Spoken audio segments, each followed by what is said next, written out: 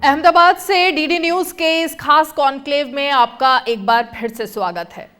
घर, स्वास्थ्य और रोजगार, ये तीनों ऐसे विषय हैं, ऐसे मुद्दे हैं जो हर बार चुनाव में एजेंडे पर रहते हैं। राजनीतिक दलों के संकल्प पत्र हो, वचन हो या फिर की घोषणा पत्र हो, सब में इन तीन मुद्दों को तो जगह दी ही जाती है।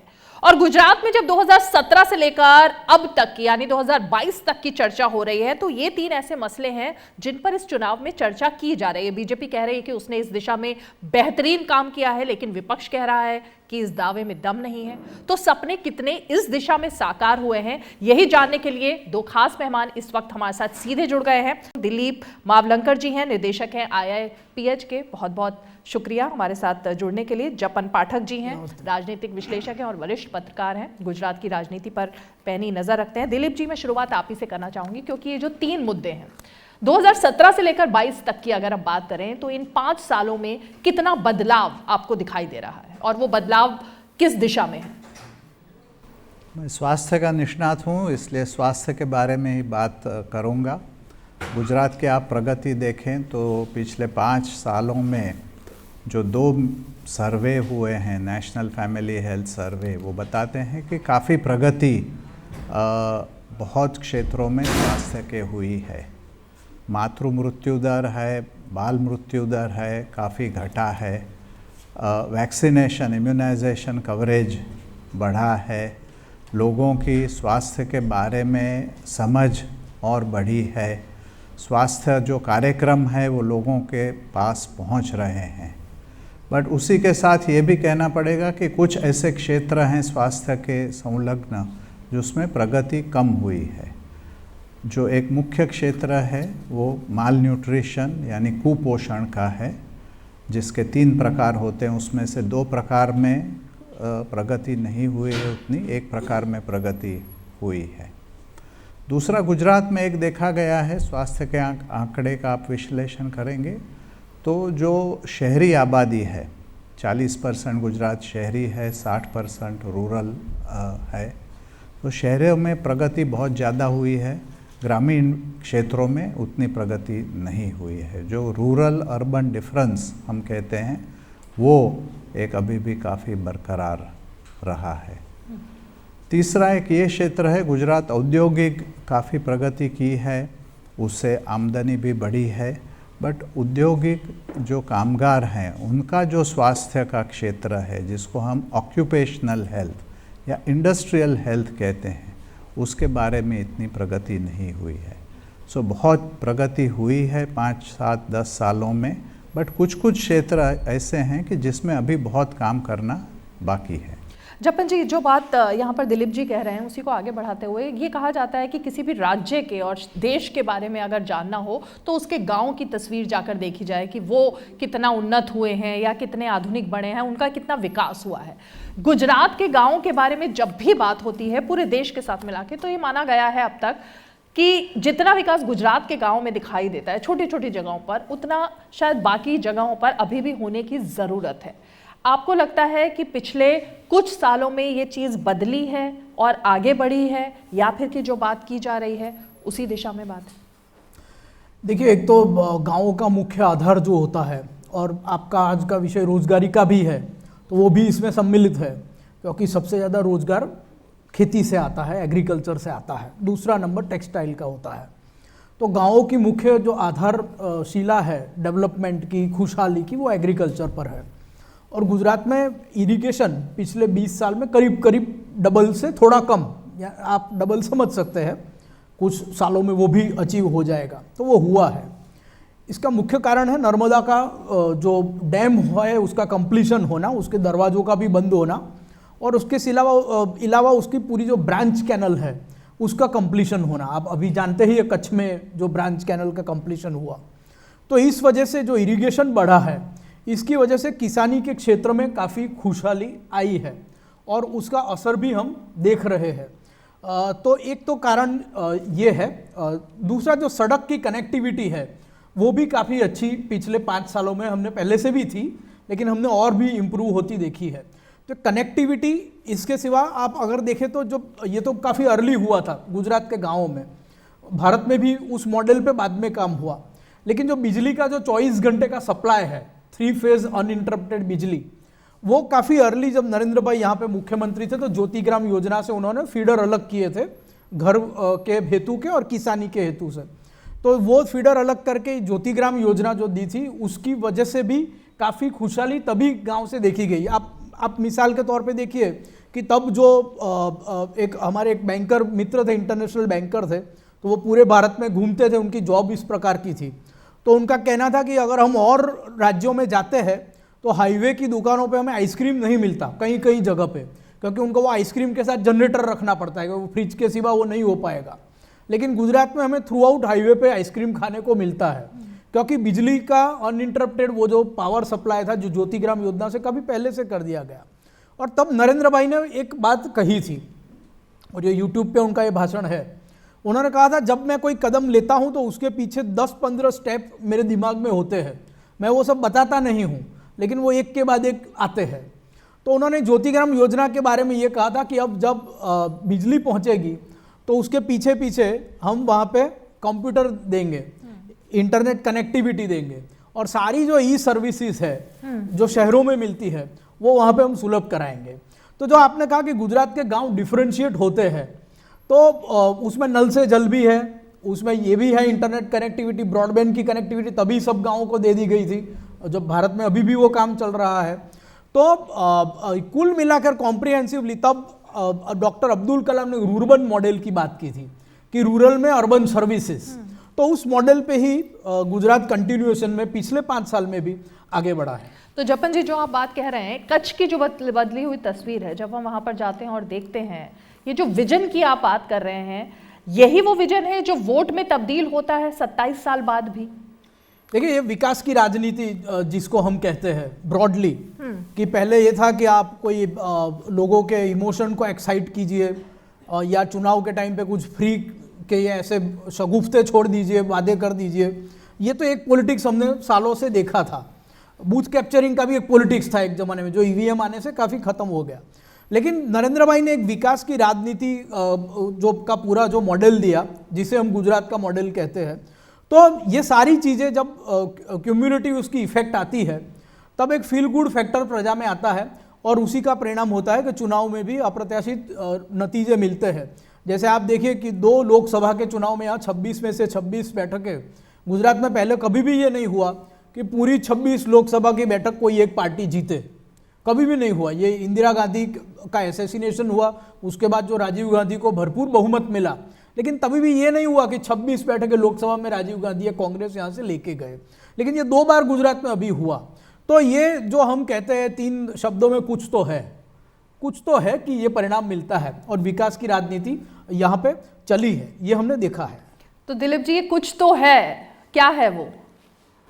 प्रगति तो हो ही रही है, और जिस तरह से गुजरात की छवि और गुजरात में जो काम हुआ है वो सब देख रहे हैं कि कैसे इम्प्रूव हुआ है।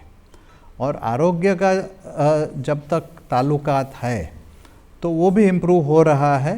बट मैंने जैसे आपको पहले कहा कि गुजरात के आंकड़े आप देख लीजिए, उद्योग में है, रास्ते में है, इलेक्ट्रिसिटी है, दूसरा डेवलपमेंट है, वो इंडिया में पहले, दूसरे, तीसरे स्थान पे आता है।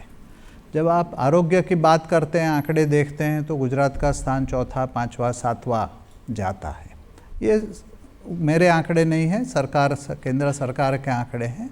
सो आरोग्य के में और अभी काम करने की ज़रूरत है। गुजरात के जो समकक्ष इकोनॉमिक स्टेट है, महाराष्ट्र ले लो, कर्नाटक ले लो, केरला ले लो, तमिलनाडु ले लो, उनके आंकड़े देखो, गुजरात के आंकड़े देखो, तो आपको दिखाई देगा।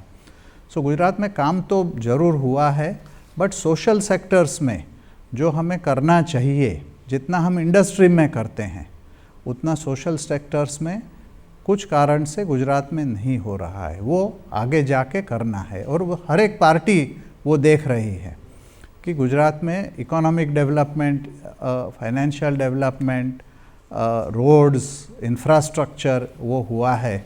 बट जो ह्यूमन रिसोर्स हैं वो फिर सिर्फ गुजरात की बात नहीं, आप भारत की बात देखें तो सबसे जो बड़ा बल है हमारा, वो हमारी बुद्धि का बल है। भारत में सबसे ज़्यादा ब्रेन्स हैं।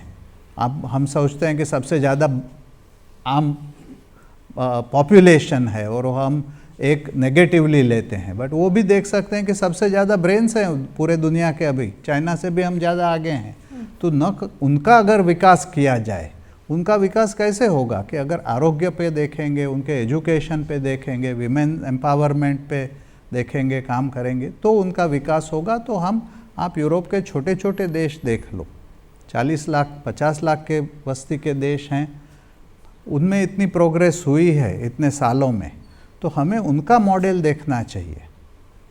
सर्विस सेक्टर है कि जिसमें हम ज़्यादा से ज़्यादा लोगों को काम दे सकते हैं। आप हेल्थ का भी देख लो, हेल्थ बाकी के देशों में सबसे ज़्यादा एम्प्लॉयमेंट जनरेट करता है। यूके देखो, यूएस देखो, 10-10, 15-15% लोग हेल्थ में काम करते हैं। तो वो एक पूरा नया सेक्टर खुल सकता है। मैन्युफैक्चरिंग तो हम कर ही रहे हैं, बट मैन्युफैक्चरिंग में क्या हो रहा है कि ऑटोमेशन आ रहा है। एक मशीन 15 लोगों का काम, 50 लोगों का, 500 लोगों का काम करता है। बट आप हॉस्पिटल ले लो, एक स्कूल ले लो, तो इसमें 30 आदमी के लिए एक टीचर लगेगा। तो उस तरह से अगर हम ह्यूमन डेवलपमेंट पे फोकस करेंगे तो इससे भी ज़्यादा अच्छे परिणाम हमें देखने को मिलेंगे और पूरे देश में देखने को मिलेंगे। ओके जपन जी, क्योंकि हम रोजगार पर भी बात कर रहे हैं और इस चुनाव में एक बेरोजगारी ऐसा मुद्दा बन के उभर रहा है, अलग अलग फ्रीबीज की जो बात हो रही है शपथ पत्र घोषणा पत्र में, उसमें दोनों ही पार्टियां जो विरोध में इस वक्त खड़ी हैं, आम आदमी पार्टी और कांग्रेस, वो ये कह रही हैं कि कोई कह रहा है 3,000 रुपये बेरोजगारी भत्ता देंगे घर बैठे हुए जब तक रोजगार नहीं मिलता। दूसरी तरफ युवाओं को लुभाने के लिए कुछ और अलग फ्रीबीज दी जा रही हैं। आपको लगता है कि गुजरात का जो युवा है वो इन सब बातों की तरफ अट्रैक्ट होता है या होगा? देखिए, एक ये बेरोजगारी का मुद्दा इस बार है, बेरोजगारी और महंगाई, ये दो मुद्दे विपक्ष काफ़ी बड़े तौर पे इस बार उठा रहा है इलेक्शन में। लेकिन अगर आप गुजरात देखें तो 12 टॉप के 12 अगर आप जिले देख ले भारत के एक्सपोर्ट की तरफ से, कि ज़्यादा एक्सपोर्ट करने वाले जिले, तो 12 में से 6 जिले टॉप के इंडिया के जो सबसे ज़्यादा एक्सपोर्ट करते हैं वो गुजरात में है। तो जब इतना ज़्यादा एक्सपोर्ट ओरिएंटेड यूनिट हो तब रोजगारी की समस्या मेरे ख्याल से नहीं होती है, ये एक आम समझ की बात है। अगर आप फैक्ट्रीज की संख्या देखें पूरे भारत की तो गुजरात दूसरे नंबर पर है। अब जहाँ पे देश की दूसरे नंबर की सबसे ज़्यादा फैक्ट्रीज होगी वहाँ पे भी बेरोजगारी की समस्या नहीं होगी, या होगी तो बहुत कम होगी और राज्यों के मुकाबले, ये भी एक सामान्य समझ की बात है। बेरोजगारी के बारे में हमारे पास अब ये करने के नाम पे तो कोई भी बात कर सकता है कि बेरोजगारी है, लेकिन हमारे पास दो मानांक है। एक CMI का मानांक है जो प्राइवेट है, एक प्राइवेट रिसर्च एजेंसी है, लेकिन कांग्रेस हो, समाजवादी पक्ष हो, बसपा हो, कम्युनिस्ट हो, सारे पक्ष जब जब चुनाव में ये बेरोजगारी की बात आती है और उनके फेवर में होता है CMI का आंक, तो वो CMI के आंक को कोट करते हैं, यानी कि ये इस तरह से पॉलिटिकली स्वीकृत आंक है। अब CMI का अगर आप लेटेस्ट आंक देख ले अक्टूबर का, तो 2% से कम बेरोजगारी हो ऐसे सिर्फ 2 ही राज्य है और उसमें गुजरात है। या आज भी आप CMI की वेबसाइट पे अनएम्प्लॉयमेंट डेटा देख सकते हैं। अब ये एक प्राइवेट डेटा है, तो एक जो पब्लिक गवर्नमेंट का जो डेटा है वो EPFO का डेटा है, और EPFO के डेटे में तो बाकायदा ये होता है कि भाई प्रोविडेंट फंड में कितने लोग एम्प्लॉयज ऐड हुए। तो EPFO के डेटा में अगर आप कंसिस्टेंटली देखें पिछले जितने भी डेटा बाहर आए हैं इंक्लूडिंग द लेटेस्ट डेटा, तो टॉप 5 स्टेट में गुजरात हमेशा रहा है।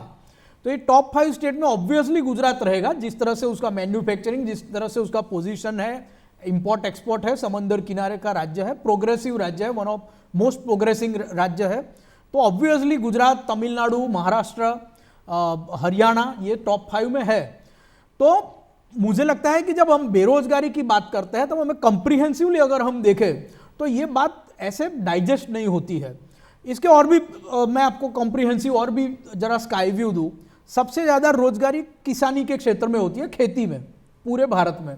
तो खेती में यहाँ पे consistently double digit growth Gujarat ने लिया है, तो और सबसे ज़्यादा। और अगर आप देखें कि पूरे भारत का एग्रीकल्चरल ग्रोथ क्या है, तो वो जब 2-3% हुआ करता था तब गुजरात का 9% कंसिस्टेंटली हुआ करता था।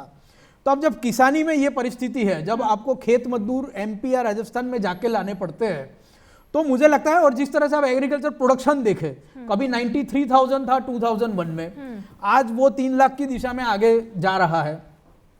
तो एक तो एग्रीकल्चर सेक्टर समृद्ध है तो बेरोजगारी की समस्या कम रहती है। दूसरा जो सबसे ज़्यादा रोजगार देने वाला सेक्टर है वो टेक्सटाइल का है, और टेक्सटाइल में भी गुजरात कंसिस्टेंटली 1, 2 या 3 पोजीशन में रहती है। कभी महाराष्ट्र होता है, कभी तमिलनाडु, कभी कर्नाटक, लेकिन गुजरात टॉप 3, 4 में टेक्सटाइल में रहता है, टेक्सटाइल एक्सपोर्ट में भी रहता है। तो ये 2 सेक्टर देख लीजिए आप। एक और चीज़ मैं इसमें जोड़ना चाहूँगा कि अब जो दुनिया में जो सनराइज सेक्टर आ रहे हैं, यानी बेरोजगारी, अगर आप रोजगारी की बात करें तो गुजरात फ्यूचर में भी कैसे सेफ है। तो जितने भी सनराइज सेक्टर है, आज मोबाइल, इलेक्ट्रॉनिक्स, लैपटॉप, कंप्यूटर, ये सब का तो जमाना है, हर एक में चिप लगती है। तो अब वो सेमीकंडक्टर का कारखाना गुजरात में आ रहा है बहुत बड़े इन्वेस्टमेंट के साथ, धोलेरा में आ रहा है फॉक्सकॉन का और वेदांता का। अगर आप देख ले क्लीन एनर्जी, तो गीगा फैक्ट्री पूरी रिलायंस की जामनगर में हो रही है। मुकेश भाई ने 2 बार तो उनका जो एनुअल AGM होता है उसमें अनाउंसमेंट कर दिया कितने बड़े इन्वेस्टमेंट्स है, वहाँ क्लीन एनर्जी का काम हो रहा है। मारुति का अगर आप देखें बैटरी, हाइब्रिड बैटरी जो ई-व्हीकल आएंगे, तो उसका सबसे बड़ा प्रोडक्शन ऑलरेडी शुरू हो गया है, एक्सपोर्ट होता है।